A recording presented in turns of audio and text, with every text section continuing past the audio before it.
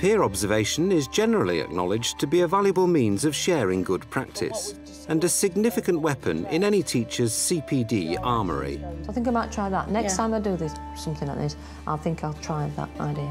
OK. All right then, so you can come back and watch me do that. Right. But the technique can be greeted with suspicion, and to succeed, it's critical that teachers feel comfortable with it. The head always tells us that CPD is in our own hands. If there is anything we want to do, we go to him, we can ask. One way of achieving this is for staff to feel that they control the process and to feel that they own the results. People have to understand that it's a mechanism to help you improve your classroom practice, and I think that's the biggest message. It's not linked to performance management, it's not linked to any grading system, it's about you owning it. He tells Herman, Herman tells a friend. Staff and management at Hexthorpe Primary School in Doncaster seem to have achieved a happy state of affairs where peer observation is in widespread use, but without it creating the potential for ill feeling or resentment. This programme takes a look at how it's been achieved and what part individual teachers have played in making the technique something which is now welcomed throughout the school. Within our school, we've worked hard to develop a policy. We've involved the whole staff in consultation about peer observation, about what's involved, about what it's all about, what's the rationale, what do I hope to get out of it, and so on. So we make it very high profile. Never mind anybody going in. We'll also show you how the bank of programmes online at the Teachers TV website can be used to help you take the initiative in your own continuing professional development. More details later.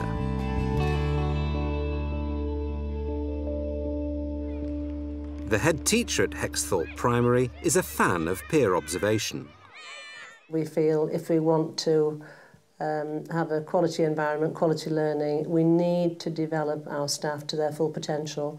We also encourage our staff to learn with and from each other, and peer observation is a very important aspect of this. Staff at Hexthorpe meet regularly to discuss their professional development and share ideas. And in the policy this afternoon, we're going to be looking at, in particular, at an aspect of it which is peer observation. Year 6 teachers Liz and Debbie have a planned observation coming up and are encouraged to share their plans with the group. We started, didn't we, about how children own the lesson, really. So you can have a plan in front of you, you say, right, I'm going to do this, this, this and this. And we started to think about our own talk, didn't we? And I think probably we were thinking to ourselves that we talk too much in lessons. You know, we tried to give too much information and without giving the children a chance to explore. I want us to look at the strategies and the opportunities for peer group, peer discussion, collaborative work, paired dialogue, that kind of thing. And how do I promote that? All observations at the school have such a prearranged focus, which is agreed by both parties.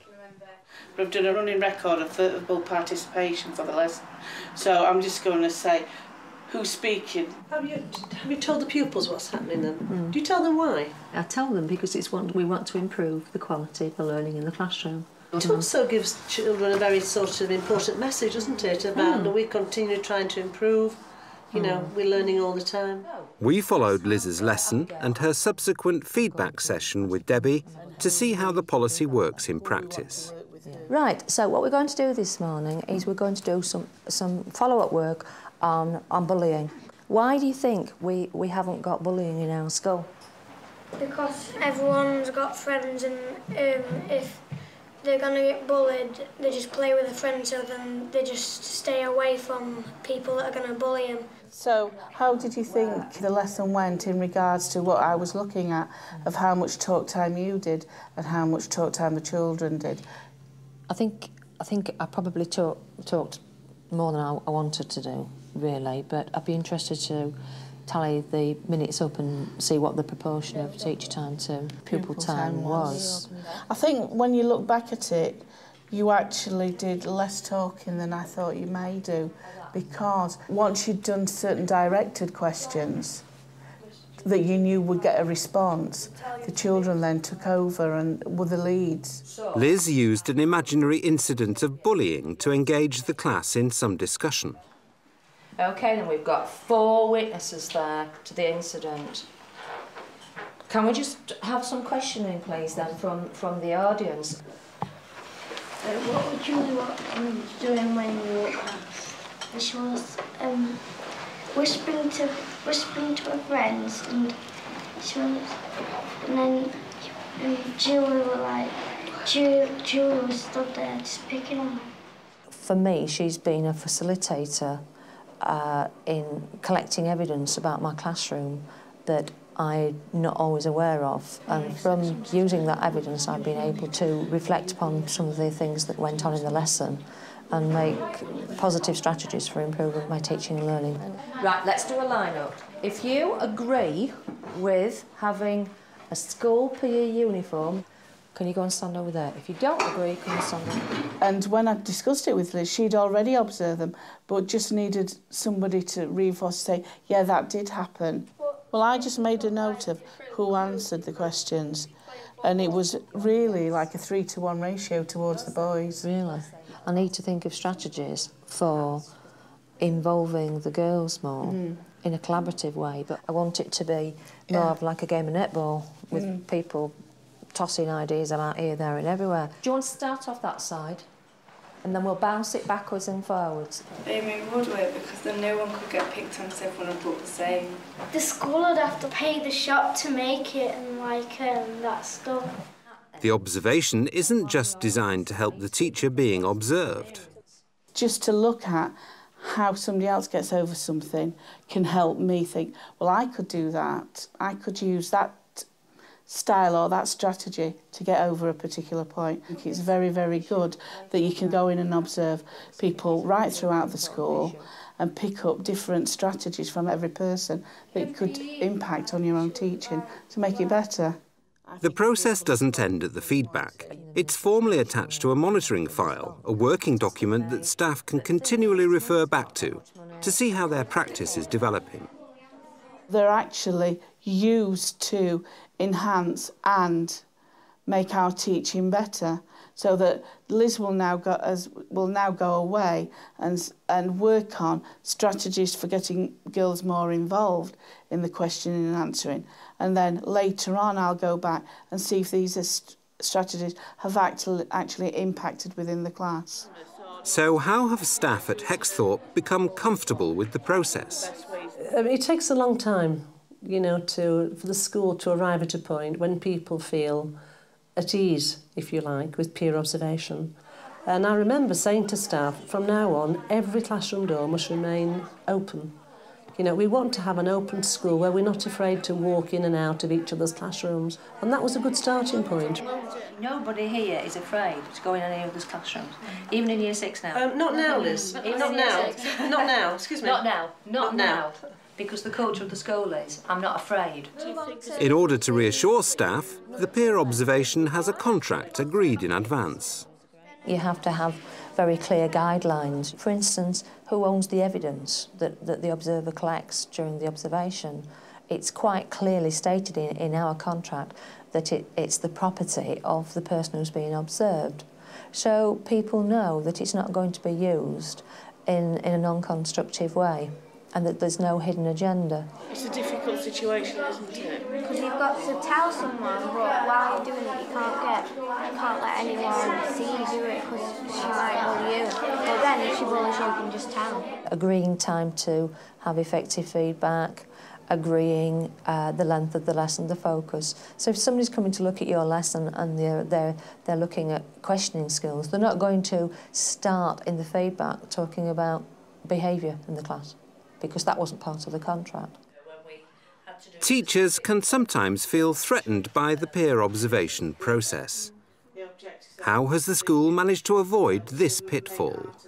Within our school, I think we've worked very hard to make it into a positive learning experience. So we talk about ourselves as continually learning, that we're on a really exciting journey a learning journey. Somebody who's had 20 years experience teaching like myself can still learn, and you're open to learn from NQTs. And I don't think you've got to feel like, oh, I've been teaching 20 years, I know everything, because that's the wrong.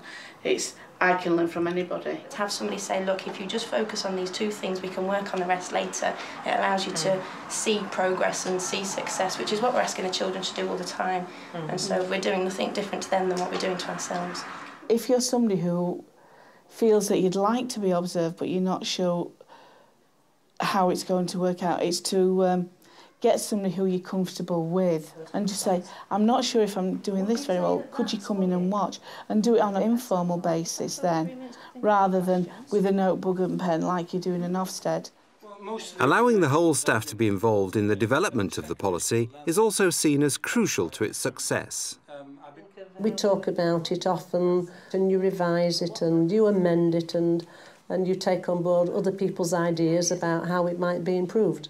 Policies aren't things that's set in stone, and the way that we did peer observations when we first trialled them is completely different from the way we do them now. And so I feel that you have to bounce ideas off different people. If you know you're going to use your literacy to teach an objective for history, maybe, then you're going to have to go forward to the person that you know is going to monitor that and then suggest that that could go in the monitoring. Idea. So that would come from the person who'd like to be. You mean, I'm doing something I think's a bit special here, and I'd quite like to get some feedback on it. That's a good idea, isn't it? Do you think we'd have enough people volunteering for it? Yeah. If you offered treats and half days off. Treats and rewards. I'd like to see it develop with being more involved with other schools, because although we're a large staff, obviously it is limiting the people that you can actually work with. So I'd like to see it grow with having people from different schools come. Management at the school are happy to offer support and suggestions where needed, but it's staff who take the lead with their own CPD. It's no good the senior management team putting something into place, like a peer observation policy, and them telling you what you have to do, because if you don't own it, you don't work with it as well as you could. It's about the ethos of the school, the culture of the school, where people are encouraged to take risks in their teaching and experiment with different strategies. I've always said to staff, you think, we have so many skills and so many qualities and so much knowledge and expertise among us. If we can just sort of mobilise all that, and channel it appropriately, we're going to be a formidable force. What I want to do is go back and to finish off with today, I want you to... Now there's another way to take the initiative with your CPD. The Teachers TV website has a comprehensive programme archive. You can use the search facility to find other programmes about peer observation. For instance, you can see Julia Mole as she prepares for an advanced skills teacher assessment with a practice lesson observation. There are also several other programmes about CPD, and you can build up your own portfolio online. Just click on the Teachers TV homepage and look for the My CPD tab to get started.